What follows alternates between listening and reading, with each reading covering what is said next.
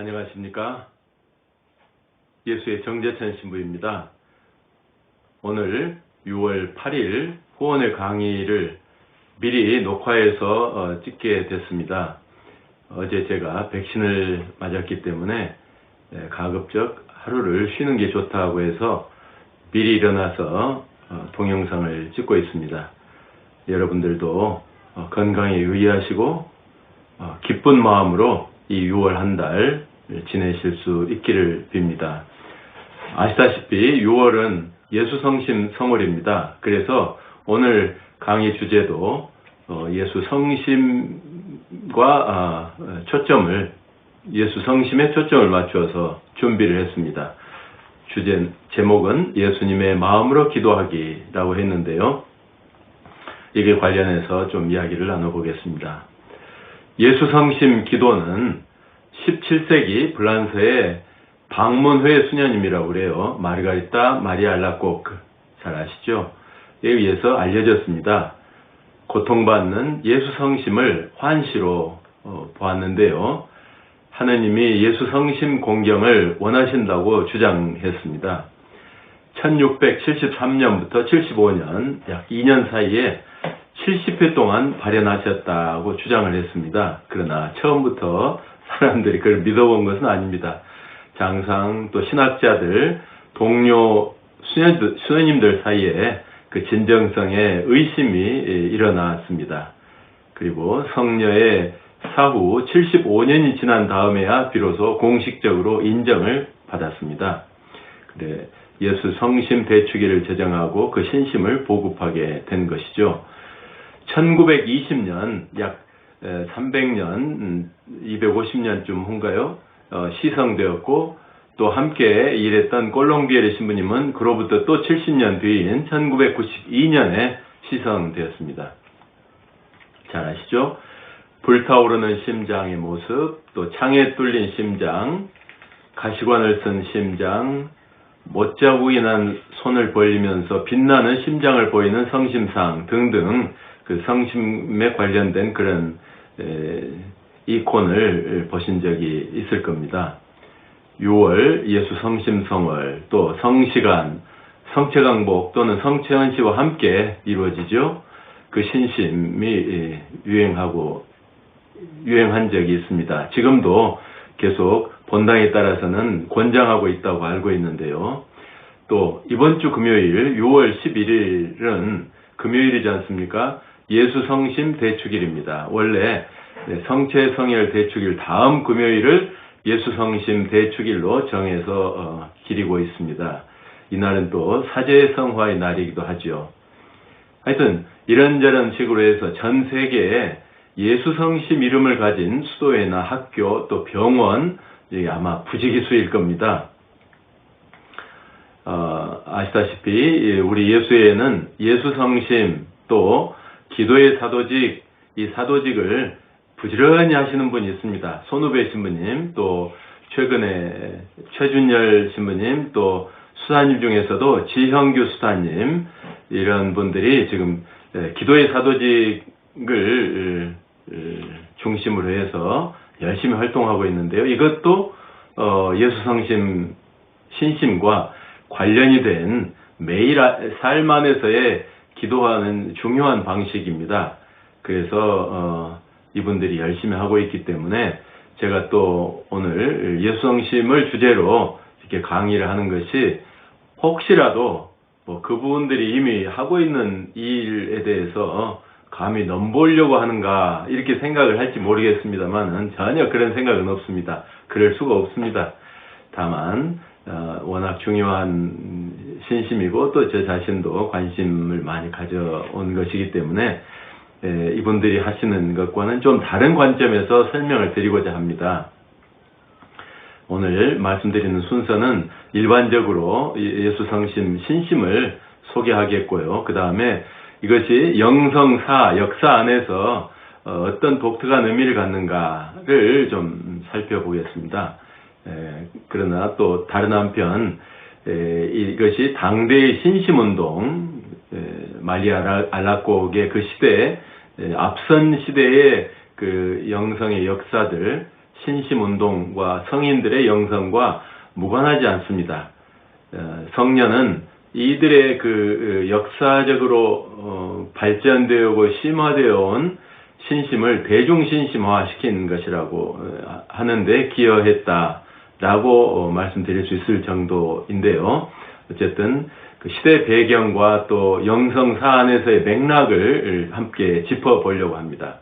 그 다음에 네 번째로는 이게 몇 가지로 나누려고 하는데요. 뭐 분심이 될지도 모르겠습니다. 이게 고유한 의미에서 여러분들 기도를 돕는 것이기보다는 약간 신학적인 고찰을 하는 것이 좋겠다 싶어서 네 번째 파트로 신심과 신학의 변천 그리고 발전에 대해서 좀 나눠보려고 합니다.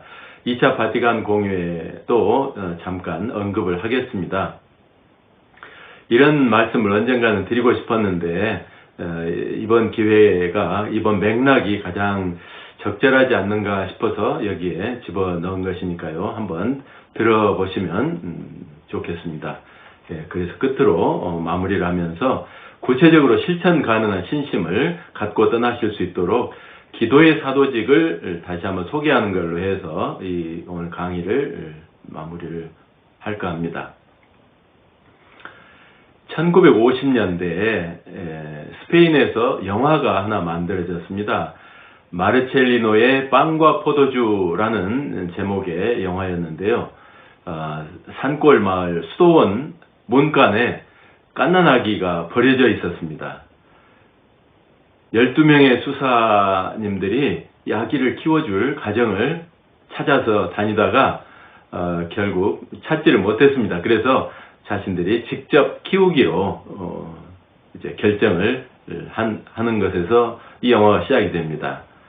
이제 아이가 커서요, 시간이 흘러서 아이가 이제 귀여운 사고뭉치로 자라납니다. 이 마르첼리노라는 이름을 얻게 됐고요. 커가면서 어머니라는 존재를 알게 됩니다. 그리고 자신의 어머니를 그리워하게 되죠. 그러던 어느 날 마르첼리노는 수사님들이 출입을 금한 다락방에 몰래 들어가게 됩니다. 그곳에 계신 십자가상의 예수님을 만나죠. 그런데 마르첼리노는 이 예수님이 어떤 분인지도 잘 모르지만 팔을 벌리고 십자가 위에 못 박혀 계시기 때문에 예수님 배가 고프시지 않을까, 팔이 아프시지 않을까 이런 염려를 합니다. 그러면서 먹을 것을 가져다 드리기 시작하는데요. 주방에서 빵이나 또 과일 같은 것들이 자주 없어지는 겁니다. 그래서 이상하게 생각하던 수사님들이 어느 날 마르첼리노의 뒤를 따라갑니다. 창고에 들어간 마르첼리노가 하루 종일 십자가에 매달려 계시는 예수님과 대화를 하는 모습을 보게 됩니다. 그러면서 몰래 가져온 빵과 포도주를 예수님께 드립니다. 아프시죠? 배고프시죠? 하면서요. 그러자 그 예수님이 십자가에서 내려와서 마르첼리노가 주는 빵과 포도주를 드시고 그 소년을 안아줍니다. 어린 마르첼리노가 예수님의 품에 안겨서 영원한 잠에 빠진다는 그런 줄거리로 되어 있습니다. 흑백 영화였는데요. 이 영화를 제가 신학생 때 봤습니다.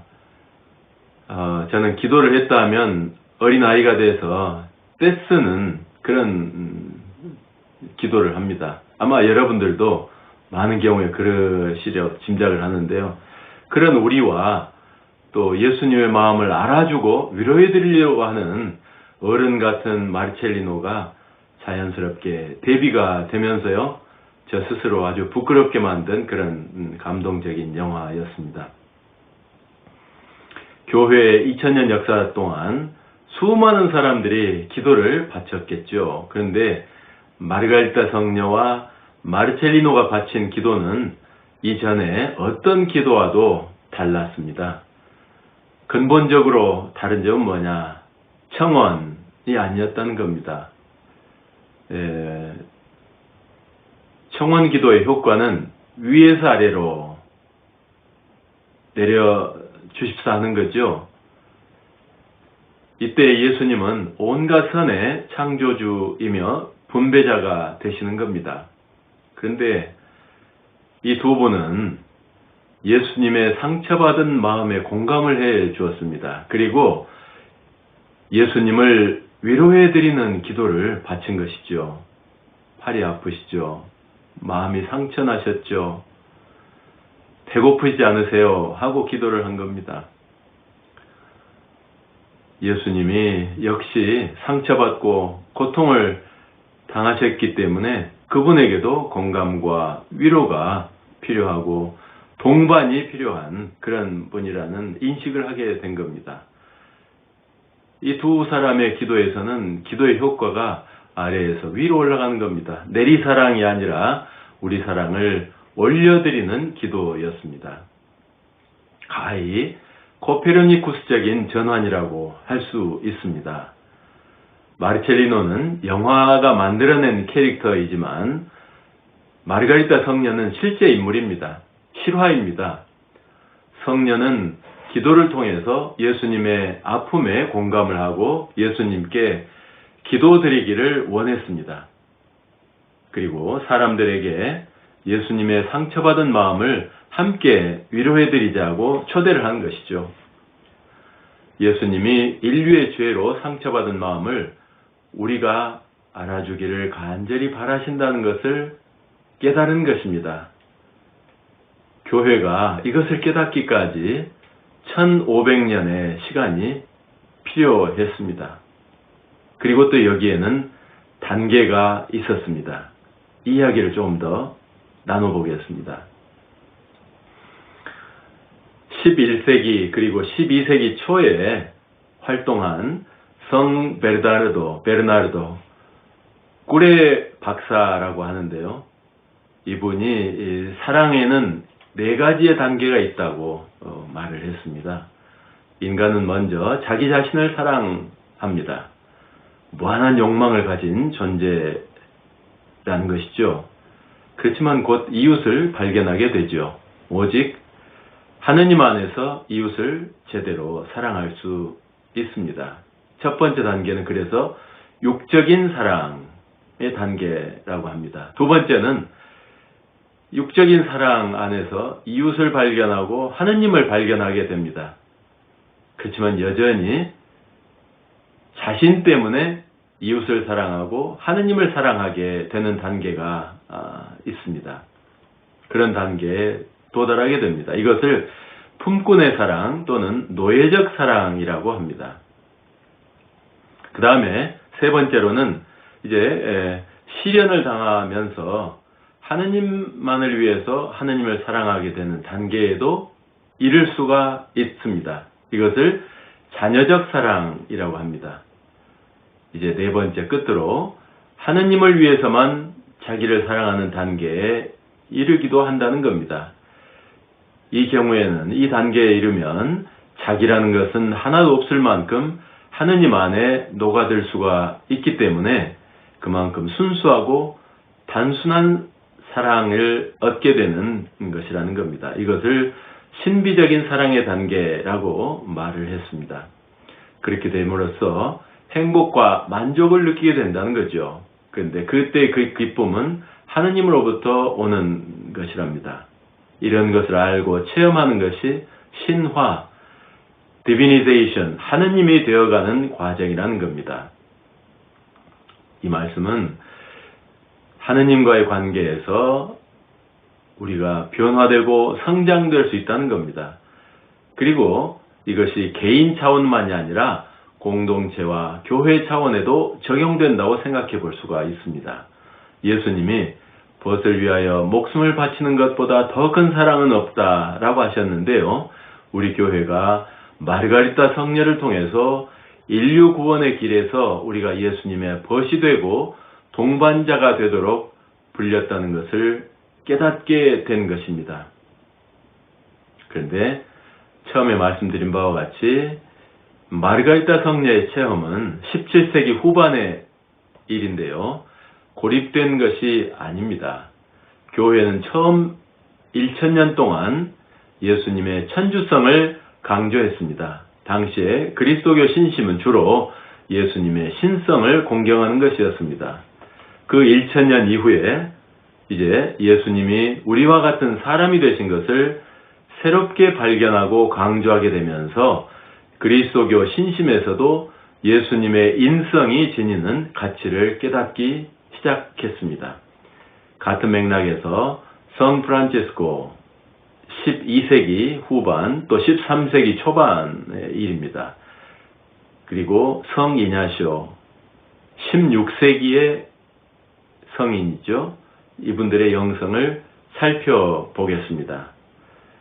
이 두 분으로 대표되는 당시의 역사적인 그 맥락 안에서 영성이 심화되고 발전되는 그런 상황이 마르가리타 성녀의 예수성신 신심의 배경이 되었다는 것을 말씀드리기 위해서 그렇습니다. 이 두 성인들의 기도를 살펴봅니다. 먼저 프란체스코 성인을 보겠습니다. 이제 프란체스코 성인의 영성이 어떤 의미가 있느냐를 시대적인 상황이랄까요? 배경을 좀 살펴보는 것이 필요하겠습니다. 당시의 교회의 상황은 이제 쇄신을 하자 하고 분도회가 그때 당시에는 뭐라고 그럴까요? 거의 유일한 수도회의 형태였습니다. 그런데 글리니 수도회, 시토회, 까말돌리회 이게 다 분도회의 수족이거든요. 가족 수도회였습니다. 근데 여기에서 개혁 작업을 꾸준히 이루어 왔음에도 불구하고 전체적으로 봐서 교회와 함께 이 수도회도 당시에 너무 부유해져서 세속 사회의 탐욕이 뻗쳐오는 것을 피할 도리가 없었습니다. 예를 들면 지금은 이해하기가 쉽지 않지만 꼬맨담이라는 제도가 생겼다는 겁니다. 수도원에 많은 재산이 있었습니다. 땅도 있고 또 건물도 있고 기부받은 그런 재산들을 관리하는데 수도자들은 재능이 없었던가 봅니다. 지금처럼. 그래서 평신도를 수도원장에 임명을 해서 수입을 올리게끔 하는 그런 제도였습니다. 말하자면 평신도 CEO를 수도원장에 임명을 하는 것이죠. 사실은 사회학자들은 그런 이야기를 합니다.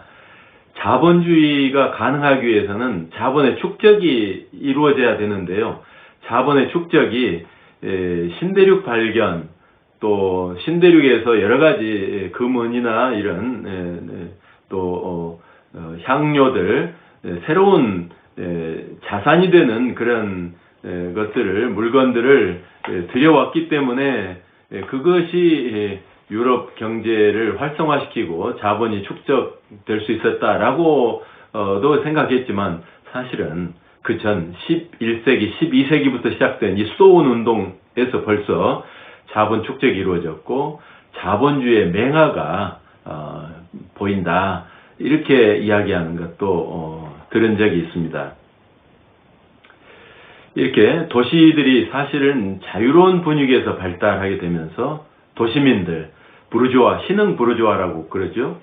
이 사람들은 독특한 그런 성격을 갖게 됐습니다. 당시에 사회의 주류층을 형성하던 귀족은 아니지만 그러나 돈을 많이 갖게 되어서 상당히 독립적이고 자유로운 그런 삶을 할 수가 있었습니다. 그래서 이들이 도시를 만든 겁니다. 도시가 자유를 가져온다. 이런 세계사 시간에 배운 표어도 생각이 나는데요. 근데 상대적으로 이들은 돈에 관심을 갖는 성직자들, 아까 잠깐 말씀드렸죠. 교구나 수도회에서 부자가 되고 많은 재산들을 축적하게 됐다. 근데 상대적으로 이런 성직자들을 불신하게 된 겁니다. 그런데 당시에 성직자들은 교육을 거의 받지 못했고 사목활동에도 등한한 그런 상태였답니다. 반면에 신자들은 좋은 설교를 듣고 성서 읽기 같은 것을 즐겨하게 되고요. 생생한 신심과 기도 생활을 추구했다는 겁니다. 이렇게 열심한 생활에 대한 도시민들의 욕구, 또 가난과 공동생활에 대한 요청, 또 전례 기도보다는 윤리적인 권고, 좋은 강론, 그리스도 생애 연구 이런 것들에 관심을 더 많이 갖게 됐습니다. 그래서 이런 것들이 흐름이 한 가지의 큰 주류의 흐름을 이루면서 북유럽에서 개신교 운동을 나중에 가져오게 된 것이랍니다. 남유럽 쪽에서는 개신교 운동이 일어났지만 별로 힘을 발휘하지 못하고 가톨릭적인 그 분위기를 유지할 수가 있었죠. 그리고 전체 유럽으로 봐서 남쪽이든지 북쪽이든지 개신교 운동이 이미 일어날 그런 분위기가 형성이 됐음에도 불구하고 이것이 2세기나 늦어진 데에는 이때 두 수도회가 생긴 것이 크게 말하자면 영향을 미쳐서 그랬다고 이야기를 합니다. 그 두 수도회가 뭐냐? 프란치스코 회와 도미니코 회입니다. 이 두 수도회가 생기는 바람에 가톨릭 교회가 그래도 쇄신의 바람이 불어서 교회가 못됐다 이러면서 개신교 운동이 일어나는 것이 2세기 동안이나 늦춰졌다는 겁니다. 얼마나 큰 영향력을 발휘했는지 상상해 볼 수 있죠. 그런데 결국 그 큰 흐름을 막을 수는 없었던 겁니다. 제가 언젠가는 프로테스탄트 운동, 개신교에 대한 그런 이해를 한번 나눠보고 싶습니다. 아직 공부가 부족하기 때문에 좀 더 공부도 하고 해야 할 텐데요. 개신교에 대해서 우리가 조금 더 포용적인 그런 자세, 2차 바티칸 공회에서 취하는 그런 포용적인 자세를 좀 더 가졌으면 하는 그런 바람이 있습니다. 어쨌든 이 두 수도회는 프란치스코, 도미니코 회는 설교, 구걸 이것을 강조했고요. 재속회를 가졌습니다. 그래서 평신도들도 이들의 활동을 통해서 수도자들의 속죄 또 신심 생활에 참여할 기회가 열리게 됐습니다. 새로운 형태의 수도 생활이었죠. 그 시대에 맞는 그런 수도 생활을 말하자면 창출해 낸 것입니다. 오늘날 이제 변화되는 시대에 살고 있는데요.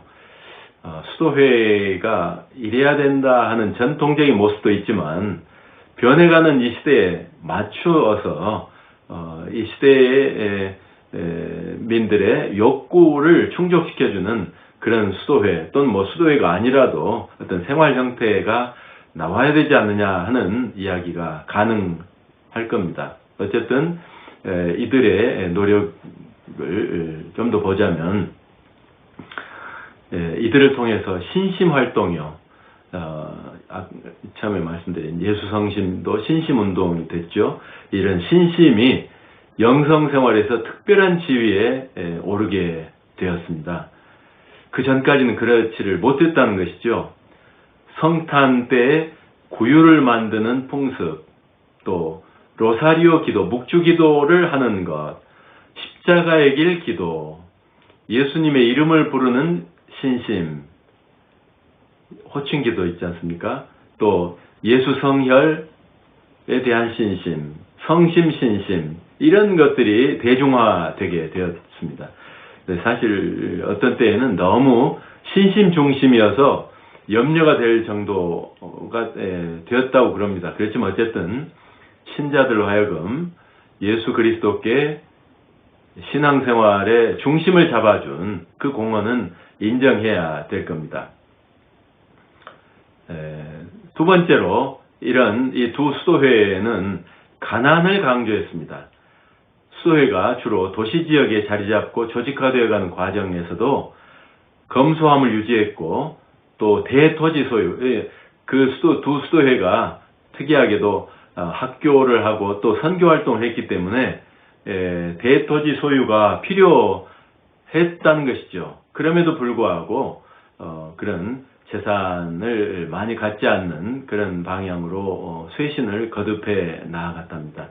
이런 분위기에서 성 프란치스코의 영성을 좀 살펴보겠습니다. 성 프란치스코는 12세기 말 13세기 초에 사셨던 분입니다. 아시다시피 부유해지는 교회 분위기와 거슬러서 교회가 가난해져야 된다. 예수님이 가난하고 겸손하셨던 것처럼 우리도 가난하고 겸손한 모습을 잃어서는 안 된다 하고 강조를 하면서 나섰습니다. 그러자 수많은 젊은이들이 거기에서 뭔가 느낀 것이죠. 와닿은 것이 있었겠죠. 수많은 젊은이들이 그의 뒤를 따랐습니다. 그분의 정신을 다 알아보려고 하는 것은 아니고요. 제가 오늘 예수 성심과 관련해서 한 대목을 뽑아왔습니다. 성 프란치스코의 잔꽃송이라는 책이 있지 않습니까? 거기 8장에 나오는 참된 기쁨에 대한 겁니다. 이 그리스도인들에게 참된 기쁨은 어디에서 오는 것인가, 어디에서 와야 되는가를 가르치는 것입니다. 이 분위기는, 배경은 이렇습니다. 성 프란치스코가 겨울인데요. 레오 형제와 함께 페루지아로부터 천사의 성 마리아 성당으로 향해 갑니다. 살을 에이는 듯한 추위 때문에 몹시 고통을 당하면서 성인은 조금 앞서가던 레오 형제를 불러서 이렇게 말씀을 하십니다. 레오 형제여, 가령 작은 형제들이, 그러니까 프란치스코와 함께 따르는 그 형제들이죠. 가는 곳마다 성덕과 감화의 훌륭한 모범을 보여준다고 해도 그런 것은 완전한 기쁨이 되지 않는다고 잘 기록해 놓으시오 하고 말했습니다. 그리고 또 갑니다. 조금 더 걷다가 프란치스코가 이제 두 번째로 레오 형제를 다시 부릅니다. 레오 형제여, 가령 작은 형제가 소경을 눈뜨게 하고 꼽추를 고쳐주고 마귀를 내쫓고 귀머거리를 듣게 하고 안진뱅이를 걷게 하고 벙어리를 말하게 하고 그보다 더 위대한 일로 죽은 지 나흘 된 사람까지도 부활시킨다 할지라도 그러한 것은 완전한 기쁨이 되지 않는다고 잘 기록해 놓으시오 하고 말했습니다. 또 조금 더 가다가 프란치스코가 또 큰 소리로 이렇게 말했습니다. 레오 형제여, 가령 작은 형제가 모든 나라 말과 온갖 지식과 만 가지 책에 능통하고 장래일 뿐 아니라 인간 양심의 비밀까지도 꿰뚫어 볼 수 있다고 해도 그런 것이 완전한 기쁨이 되지 않는다고 잘 기록해 놓으시오 하고 말씀했습니다. 그리고 또 조금 가다가 성 프란치스코가 또 큰 소리로 불렀습니다. 하느님의 어린 양 레오 형제여, 가령 작은 형제가 천사들의 말을 하고 별의 궤도와 약초의 효력을 알고 또 땅의 보물을 다 찾아내게 되고 새와 물고기와 온갖 짐승, 사람, 돌, 초목의 뿌리와 물의 효능을 알고 있다고 해도 그런 것이 완전한 기쁨이 되지 않는다고 잘 기록해 놓으시오 하고 말했습니다. 그리고 조금 더 걸어가다가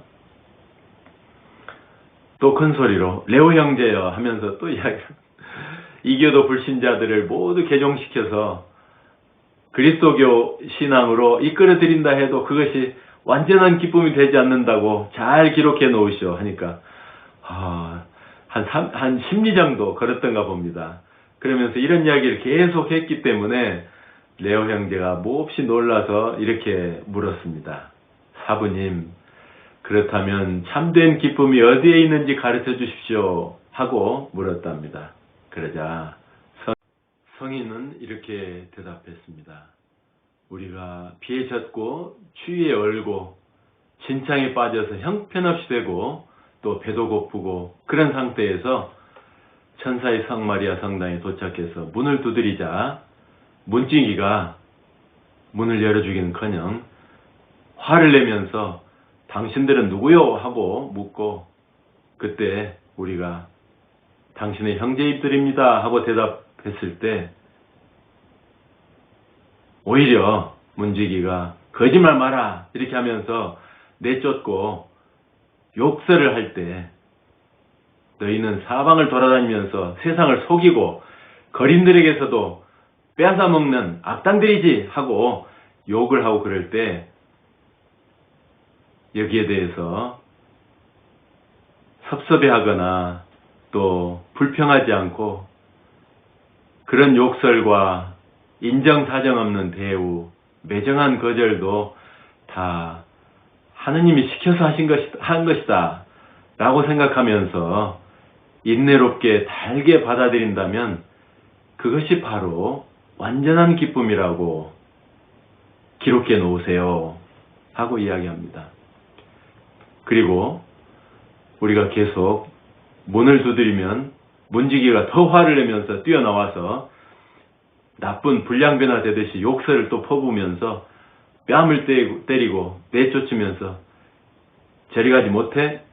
이 더러운 도적놈들아 고소해나 찾아가 여기서는 먹여줄 수 없고 재워줄 수도 없어 하고 말하게 될 때 만약에 애덕의 정신에서 인내하고 또 기쁘게 이것들을 달게 참아낸다면 이것이야말로 우리의 완전한 기쁨이라고 기록해 놓으시오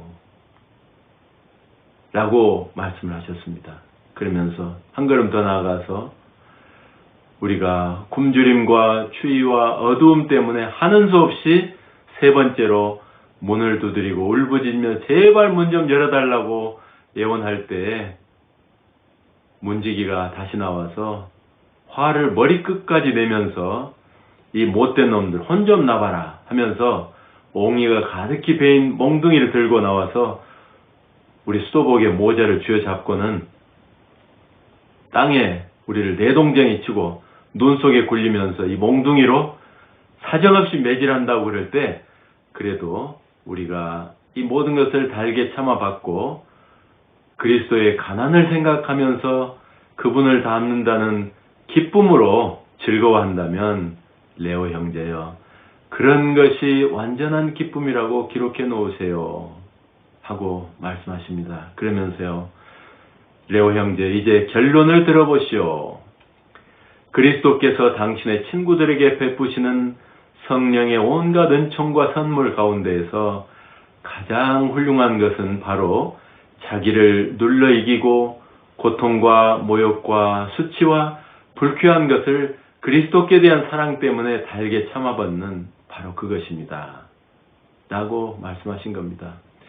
하느님의 다른 선물은 우리 것이 아니고 하느님 것이기 때문에 자랑거리로 삼을 것이 없다는 겁니다. 바오로 사도도 이렇게 말씀하셨다는 거죠. 여러분이 가지고 있는 모든 것은 하느님께로부터 받은 것이 아닙니까? 이렇게 다 받은 것인데 왜 받은 것이 아니고 자기 것인 양 자랑합니까? 라고 말씀하셨다는 겁니다. 그렇지만 프란치스코 성인은 이렇게 말씀하십니다. 고난과 고통의 십자가는 바로 우리의 것이기 때문에 자랑할 수 있습니다. 사도 바오로는 내게는 우리 주 예수 그리스도의 십자가밖에는 아무것도 자랑할 것이 없습니다. 라고 말씀하시지 않았습니까? 라고 이야기합니다. 그리스도인의 참된 기쁨에 대한 프란치스코 성인의 이 말씀, 저는 영성의 역사 가운데 최고봉에 해당되는 말씀이 아닌가 싶습니다. 마치 그 히말라야 산맥에 안나푸르나 정상이라고 그러는가요? 여러 가지 봉우리들이 있죠. 우리 영성의 역사 안에서도 최고의 가장 높은 봉우리가 어딘지 그것을 말하기는 쉽지 않지만 높다는 봉우리들이 여러 개 있다는 것을 말할 수 있겠죠. 그런 맥락에서요. 최고 봉 중에 하나입니다. 이 베르나르도 성인에 대해서 잠시 좀 더 말씀을 드려보겠습니다. 이 프란치스코 성인이 나기 전에 베르나르도 성인이 있었습니다. 이분이 프란치스코 성인, 도미니코 성인, 또 그 뒤에 이어지는 성인들의 모범이랄까요? 길을 닦아놓은 분이기 때문에 그렇습니다. 영성의 역사를 봐도 어느 성인이 불쑥 나타난 것 같지만 사실은 그 전에 동료 또는 모범이 되는 선배들이 있었다는 것을 알 수 있습니다. 성 베르나르도 성인은 11세기 말에 태어나서 12세기의 초반, 중반을 사신 분입니다. 분도회를 쇄신한 분으로 크게 알려져 있습니다. 불란서 귀족 가문에서 태어났는데요. 어려서 성서와 고전들을 공부했습니다. 22살에 독일로 유학을 가다가 돌아가신 어머니의 모습이 떠올랐답니다. 성인이 17살 때 돌아가셨습니다. 이 자신의 길을 선택함에 있어서 어머니가 원하시는 것, 하느님을 따르고 아마 사제가 되기를 바라셨던가 봅니다. 그때 그 생각이 나서 근처 성당에 찾아 들어갔습니다. 울면서 기도를 하게 되었다고 합니다. 그리고 수도자가 되기로 결심을 했습니다. 유학을 가던 길을 그만두고 고향으로 돌아와서 수도자의 길을 걷게 된 겁니다. 그는 고향으로 돌아와서 가족들과 친척 또 친구들을 설득했습니다. 그래서 아마 굉장히 매력 있는 분이었던가 봐요. 30명의 주변 사람들이 함께 그 뜻에 동조를 하게 됐습니다. 그래서 초대 교회 공동체 생활을 한 6개월 정도 했답니다.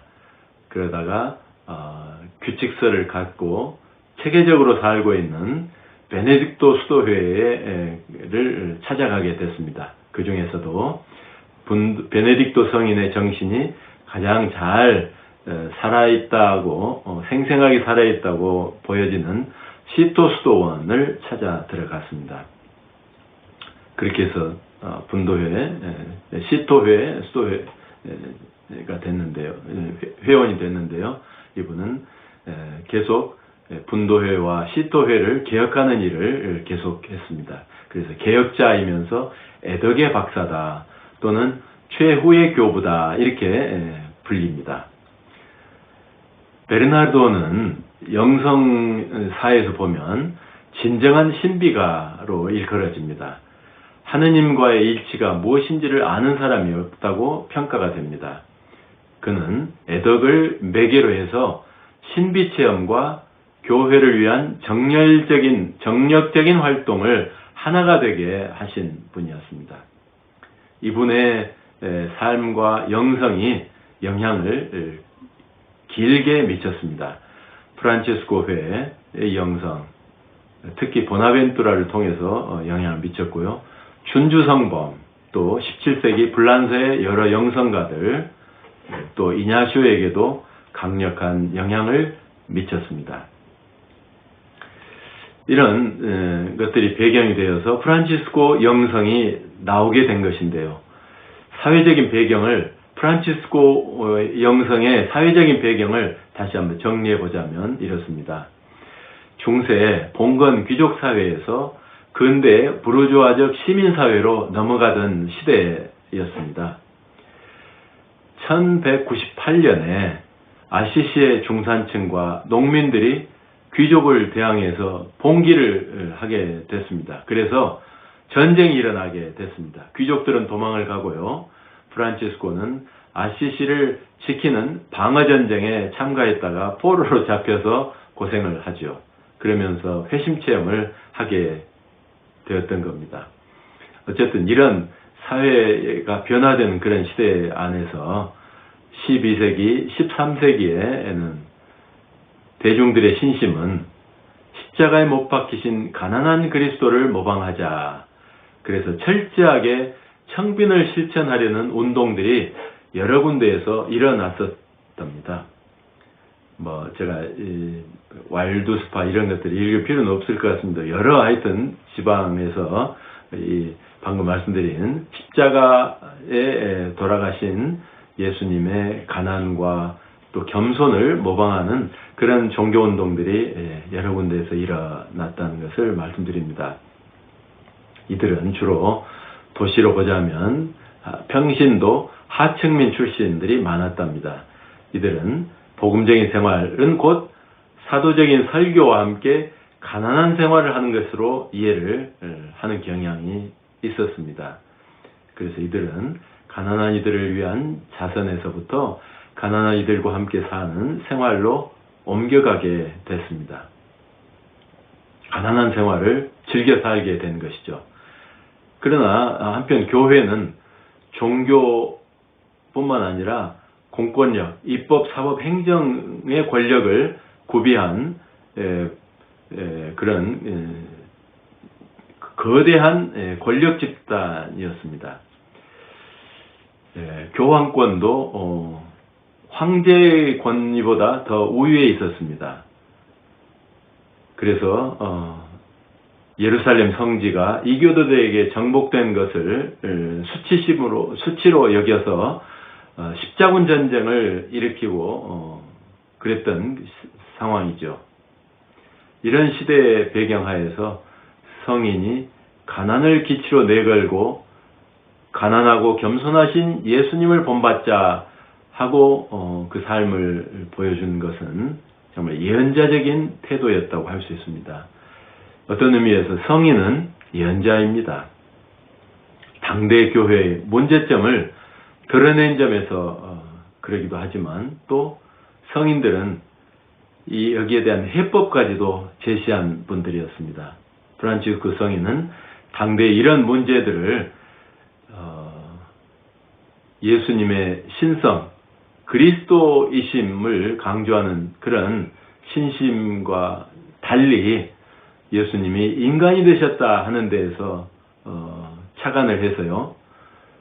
예수님의 십자가, 죽음, 또 가난, 겸손 이런 것들을 몸소 따라서 사시는 가운데 당대의 교회의 문제, 사회의 문제를 해결하는 해법을 제시했던 것입니다. 그럼 시간이 되었기 때문에 잠시 한 10분 정도 휴식을 하고 또 두 번째 시간 갖도록 하겠습니다. 수고하셨습니다.